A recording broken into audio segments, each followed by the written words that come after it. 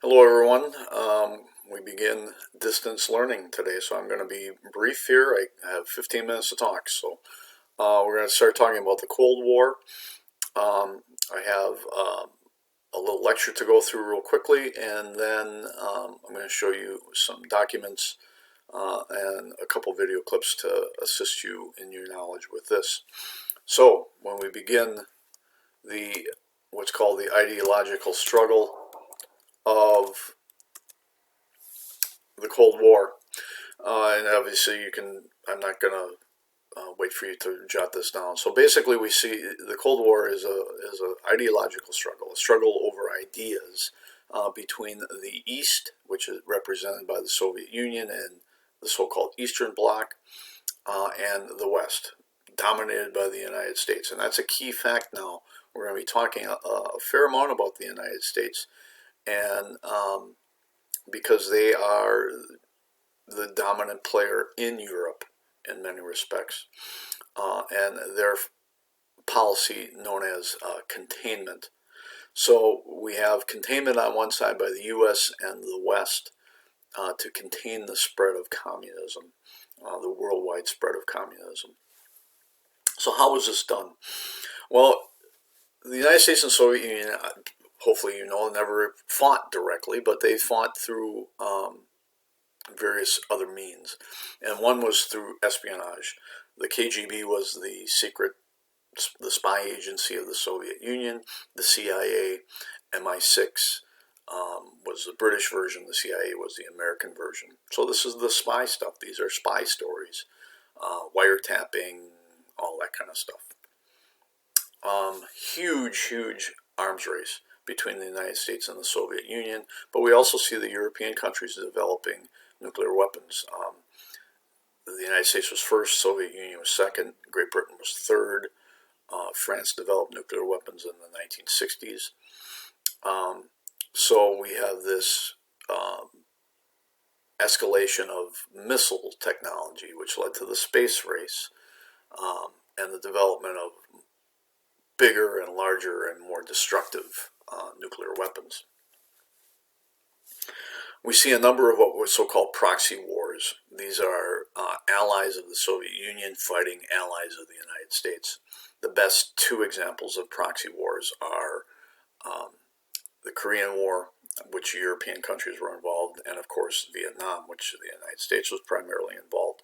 But we also see European support for non-communist countries in Africa and Southeast Asia as their colonial empires break apart. One of the reasons the European countries tried to halt this was they were fearful of communist governments taking over in their former colonies.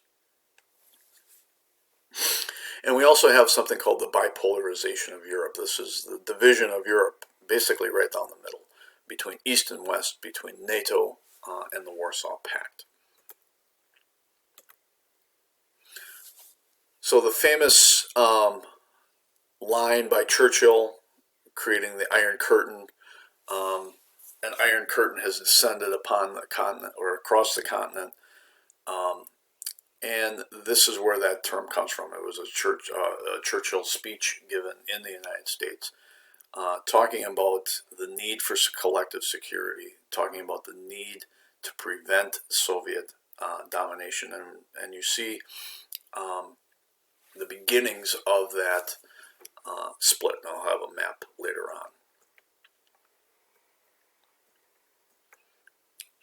Now, one of the first actions of the Cold War was taken by American President Harry Truman, in which the United States intervened in the Civil War in Greece and also gave aid to Turkey, about $400 million in aid. And this sort of is the prime example of containment.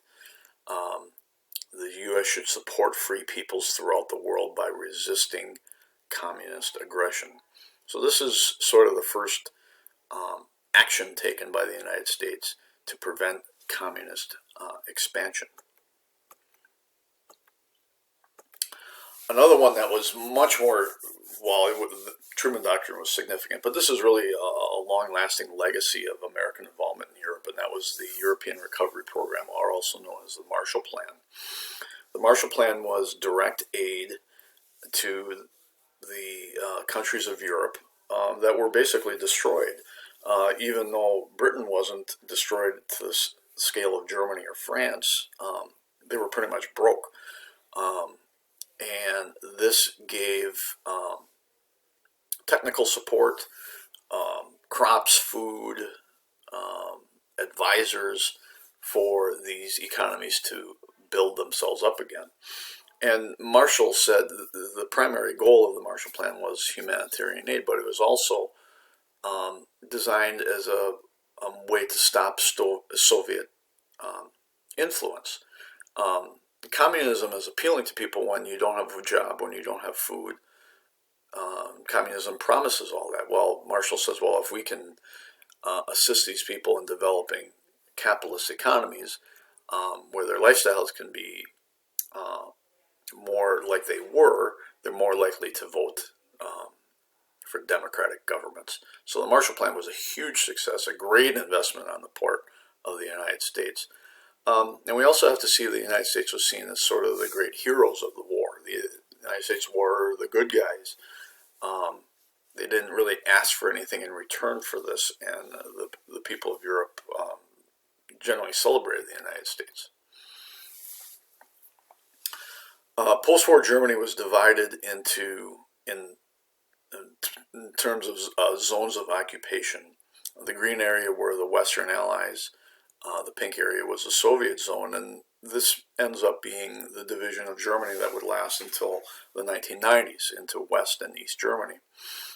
In the lower right there, we see also the division of the city of Berlin into West and East. And at one point in 1949, Stalin blockaded Berlin with the goal of getting rid of the Allies.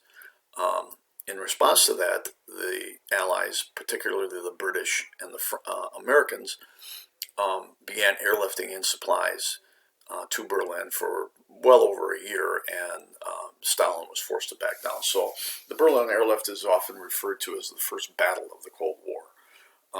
Were there actual fighting? No, but it was the struggle between East and West. So you see some pictures there of the Berlin airlift. Another key aspect of the Cold War was the arms race. The United States, the Soviet Union exploded their first atomic bomb in 1949. In the 1950s, the Americans developed the hydrogen bomb, which was much more powerful. And throughout the 50s and 60s, we see advancements in missile technology related again to the space race and the massive buildup of nuclear weapons to the point where either side could destroy the world something like 200 times over, some ridiculous number like that. And it wasn't until the 1970s that they began saying, well, maybe we need to calm this down a little bit. So we see in the 70s and the 80s and even into the 2000s, attempts at reduction of the number of nuclear missiles.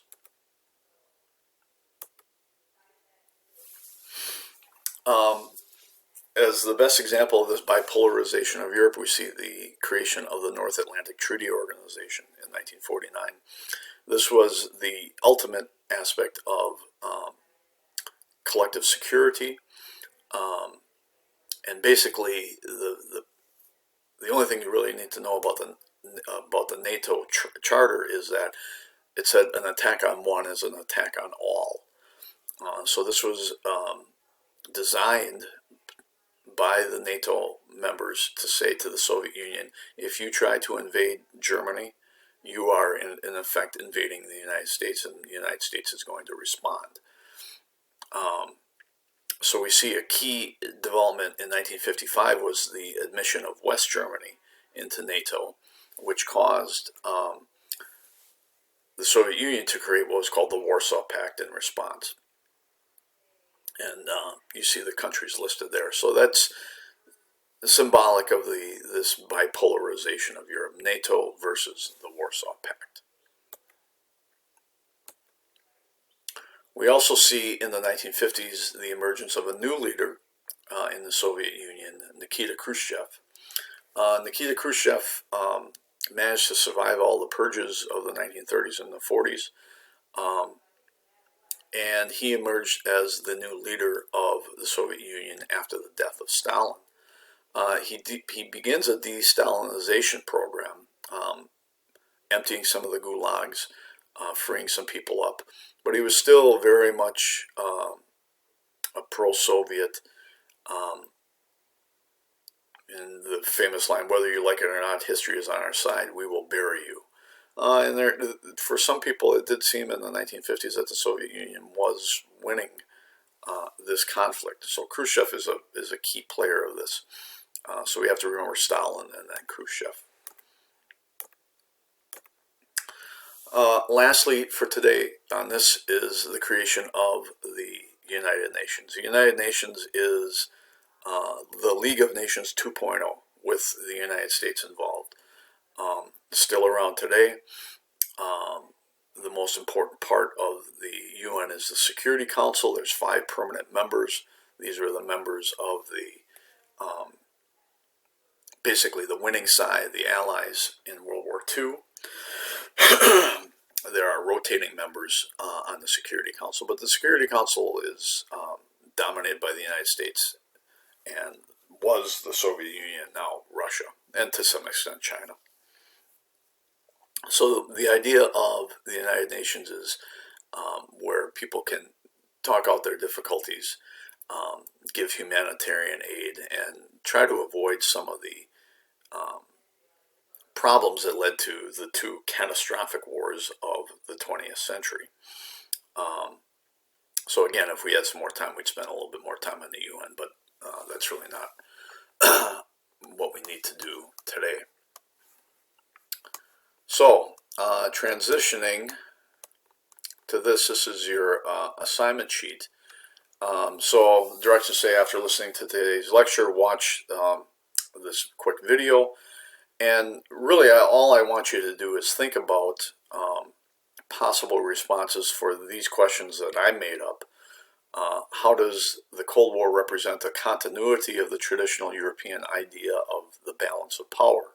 So I said in my talk the other day that even though we're doing new stuff, we're trying to relate it back to old stuff.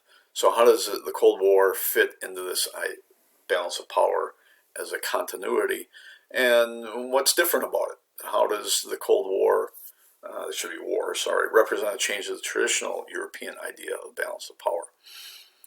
To support that, there are a couple very short documents that I'd just like you to take a look at. This is Churchill's Iron Curtain speech, Harry Truman's Truman Doctrine. You see a map of the so-called spheres of influence, and a cartoon with Stalin and the Marshall Plan. And the big question would be, and this is taken from the College Board, evaluate the extent to which Europe's political relationship with the United States in the period 1918 to 1939 differed from Europe's political relationships between 45 and 89.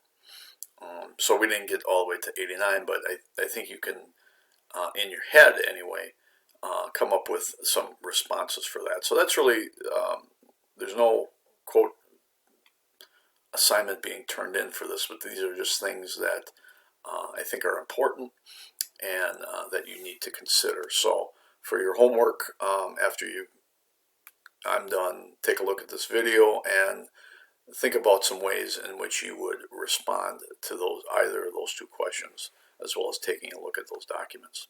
So that's it for today. Questions, email me. Again, I'm available between 10 a.m. and noon via Google Meet. Take care.